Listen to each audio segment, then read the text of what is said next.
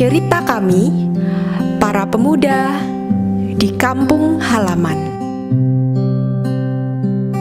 Layang pandang sudut-sudut kampung halaman, rekam kenang, takkan ku biarkan hilang.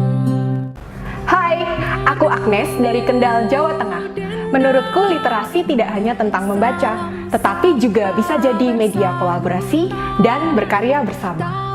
Setelah lama merantau, aku pulang kampung dan pengen bikin sesuatu, tapi belum ada teman. Awal pandemi, aku mulai sendiri dengan membuat zin atau semacam buku sederhana khusus buat anak-anak yang belajar di rumah. Isinya ada cerita, gambar untuk diwarnai, pengetahuan, dan juga topeng untuk crafting. Nah, kejutan, zin ini bikin saya kenal dengan teman-teman baru yang juga suka dengan literasi dan dunia anak-anak. Sekarang kita mau ketemu mereka buat tahu respon mereka terhadap zin kita. Ayo! Berlari. Pertama, kita tanya Mas Eka dari desa Pageruyung. Sehari-hari dia adalah seorang guru, tetapi juga mengelola sawah dan pemancingan keluarga. Sejak tahun 2016, dia memulai Sanggar Rejo untuk berkegiatan tradisi barongan dan belajar bersama anak-anak di kampungnya. Nah, gimana tanggapan mereka di sana ya? Surprise Mbak. Nah waktu itu kan kebetulan awal-awal pandemi ya, terus pas anak-anak nggak bisa latihan barongan, lah terus zennya itu gambarnya barongan loh.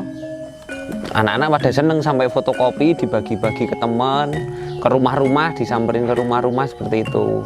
Oh, kita kan sudah bikin clipping barongan itu ya Mbak ya, kebetulan juga itu sudah dikirim ke beberapa kawan desa wisata, itu sudah sampai ke luar pulau, luar kabupaten. Yang saya ingat di Medan ya. Terus rencananya sih pengennya ya nulis sejarah kampung, desa gitu. Siapa tahu suatu saat jadi manuskrip waktu kita nggak ada gitu.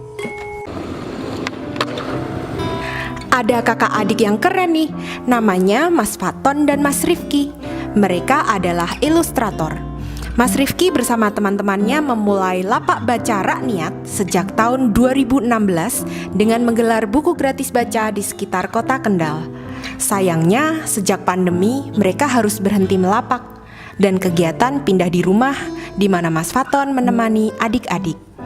Nah, gimana respon mereka terhadap zin kita ya? Anak-anak suka banget, terutama sama gambarnya kan barongan kan, itu sangat anak-anak banget gitu kan. Terus itu ada beberapa pilihan kan, dari ada cerita, ada gambar buat mewarnai, terus ada topeng kan, bisa digunting itu. Jadi mereka bisa milih yang mereka suka gitu. Mungkin kalau kita bikin zin sendiri kan, konten di dalamnya kan kita bisa sesuaikan, dan itu bisa dari request anaknya, isinya nanti mau apa gitu kan, kita bisa diskusikan. Harapan kedepannya itu saya atau mungkin bisa dibantu dengan Pak Anes memfasilitasi, misalnya membuat pameran, semacam pameran atau buku kumpulan karya-karya mereka. Jadi mereka itu merasa wah ini bisa dihargai karyanya gitu kan. Nah, dari zin yang pertama, kami lanjut bikin zin berikutnya dengan usulan tema dari adik-adik. Ada tentang truk, Idul Fitri, dan juga lingkungan. Belum lama ini, kami juga merayakan 17 Agustus dengan acara mewarnai bersama di kampung masing-masing. Ada teman dari Sumba ikutan juga loh. Saat ini, kami sedang menyusun buku Surat Cerita Sahabat yang isinya surat-surat dari seluruh anak Indonesia.